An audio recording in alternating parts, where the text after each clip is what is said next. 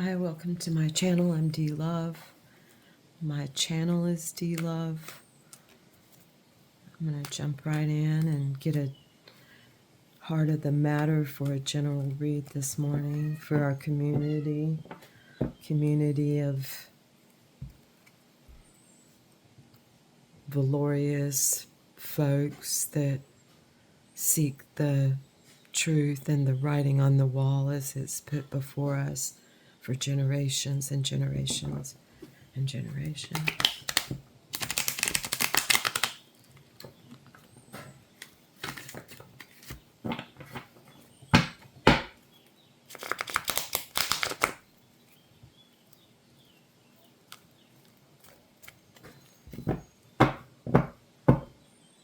We're looking for a heart of the matter.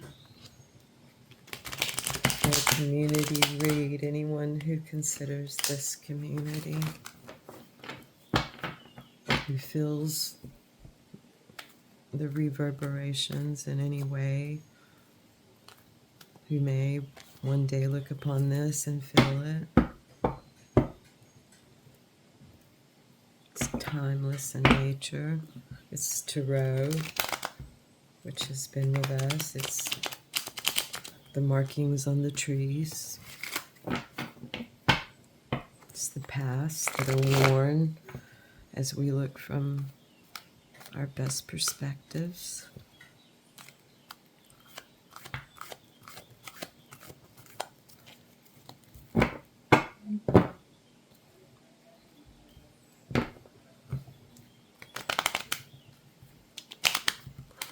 I ask to be a pure channel.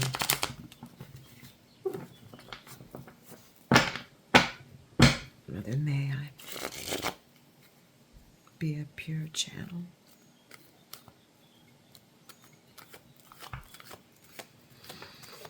Even in struggle.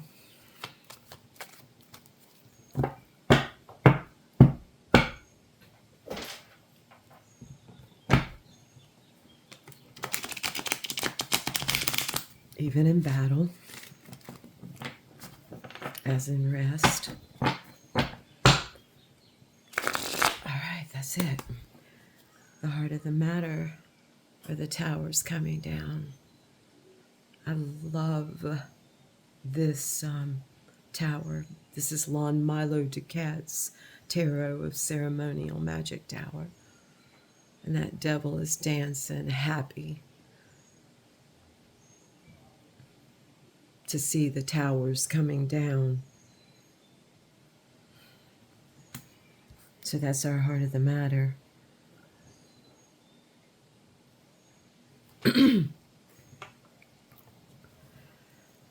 What's the crossing energy, whether it be help or hindrance?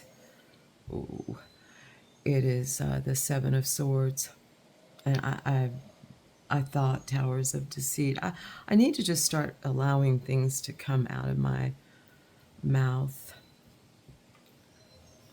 I'm not sure what I have on me here.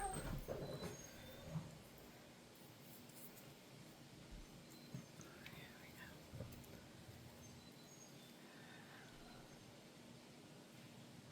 It's the time for us to back down.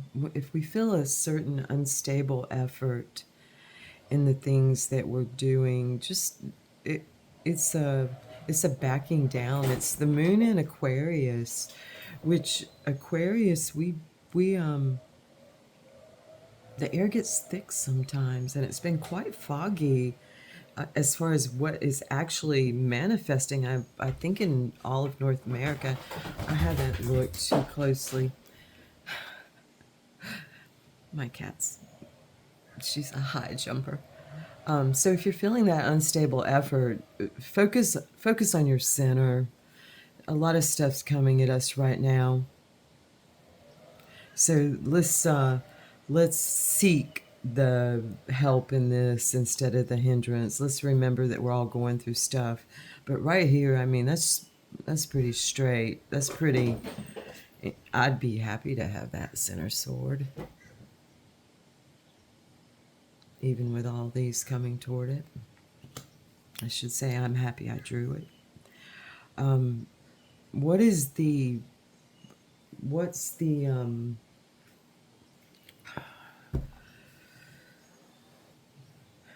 our crowning thoughts? What's our predominant thoughts? And we'll call that our predominant thoughts right now.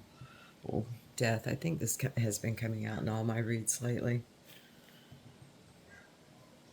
It's transformation. It's the transformation that we see happening. Things that have perhaps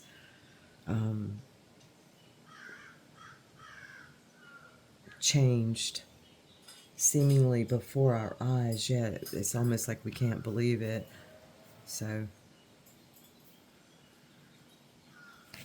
that's our predominant thoughts, are the changes. And that would make sense coming from this tower, from the heart of the matter. There are changes. What's the grounding force in all of this? One of my favorite cards, the Aeon. What we can look to from generation and also toward and progeny. There's going to be some meetings and some information, and we're going to get even more information. And so that's a grounding force. Also, the learning of languages is very important.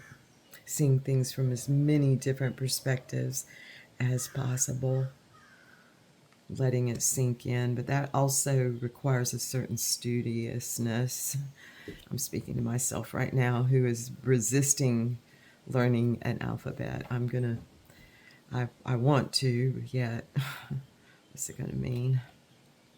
How are we going into this tower? It's our own wishes that we made that's bringing these towers down. It's our true heart's desires. It's the prayer in them. It's the begging of mother and father and all of the children. It's our complete putting ourselves out there. Feeling our prayers are just everything, putting out there as openly as we possibly can and have and will. And so that's leading into this. This is what's bringing these towers down, and the capability of dancing as they come down. That's the best part. Where's this leading? It is leading to despair and cruelty. We're seeing more prayer required, and it's coming from a lot of different directions and piercing in a lot of different places. It's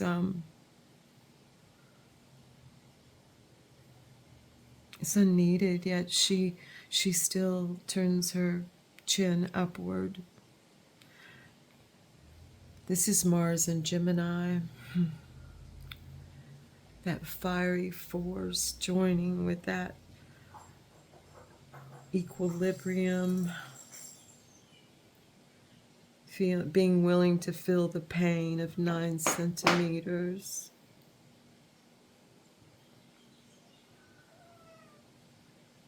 These are the nightmares that somehow turn into these dreams. I mean, she's still dreaming. She's still doing. This is still coming out of it, even out of all the despair and cruelty. But this is flowing. People who have been blamed, hurt people. That's almost has become a meme that's going around. A good one, in my opinion. Layered like an onion one. Where there has been blame and despair and cruelty and shame and all those other things that affliction,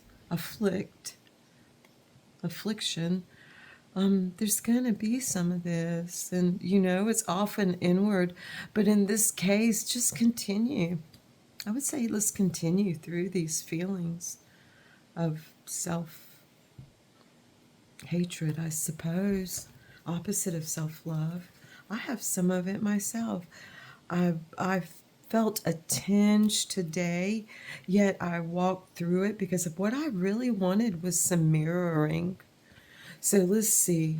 We are Where are all the passion?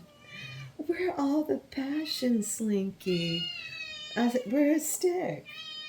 Yes, we are. Well, come on up here. There's been a lot going on outside, and I have the doors open, and I know. It's okay. Slinky's a talker. We're vibing the Empress. I love Lon Milo DuQuette's Empress also. She looks like a movie star. So she's quite lovely, and the way he presents her is lovely, and she's still a beautiful woman.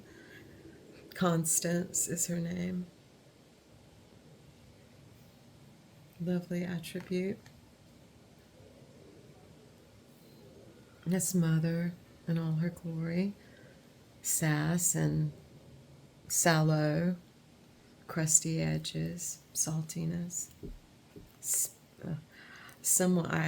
I listened to this musician, and he's Monsieur Herb.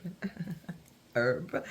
And I really like his music. In fact, he wrote a song about my sister, about me and my sister, and which an experience that we recently had, basically centered on our mother. And he just put a song out about spam, and I relate to it. I just can't. The thought of putting spam to my mouth is just, and it makes me very sad that there's. This is part of like the cruelty to me. Is like our food and water supply. That's the big. I found those are the things I'm saddest about, and also the words we're willing to say to one another. And I've said some words myself. So, coming back to this breed, which is actually quite beautiful. I mean, I'd love to see this tower. So, what do we want? What do we fear the most? It's this. It's the giving and receiving of the passion, because it burns. I mean, there's fire all around. You got to be able to take the heat. So we fear it and we want it the most. We want the heat, the heat, the heat. Okay, and our outcome in all of this is the lovely High Priestess. She who sits at the veil, at the trail, at the stairs, at the waterway, at the lock and dam. But yes, we can name her a lot of things. The moon herself, her wings, beautiful. The sister. I always think of her as my big sister. The two. Okay. The bottom of the deck, wow. We have the Six of Discs, and that's material success, and that's success here. And that's Luna in Taurus. It's a beautiful card, and I'm happy that it's our advice on the bottom of the deck. We'll put it up there next to Death. We're doing really well. I mean, look, we present as the Empress. We go out. Our inward and outward weather is the Empress. And that's beautiful that we're carrying that around with us. All right, I'm going to quickly get to Gurdjieff. I'm almost at 15 minutes. Pull my light down a little bit. I'm very happy that we've got this read. I'm changing the color instead of... Okay, I'm going to bring it a little lighter and start here. Perhaps you realize how difficult it is to define.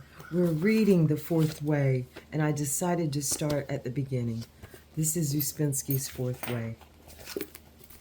Perhaps you realize how difficult he's basically these are years of speaking and interviewing and questioning Gurdjieff, who's so beautifully open to it. Perhaps you realize how difficult it is to define what is meant by psychology. Question. There are so many meanings attached to the same words in different systems that it is difficult to have a general definition. So we begin by defining psychology as study of oneself. I'm going to interject. So that means we have everything we need. That's what I'm going to say. I'm going to have that faith in me. You have to learn certain methods and principles, and according to these principles and using these methods, you will try to see yourselves from a new point of view. If we begin to study, I'm going to read another paragraph. If we begin to study ourselves, we first of all come up against the word which we use more than any other, and that is the word I. We say, I am doing, I am sitting, I feel, I like, I dislike, and so on. This is our chief illusion. For the principal mistake we make about ourselves is that we consider ourselves one. We always speak about ourselves as I, and we suppose that we refer to the same thing all the time, when in reality, we are divided into hundreds and hundreds of different I's.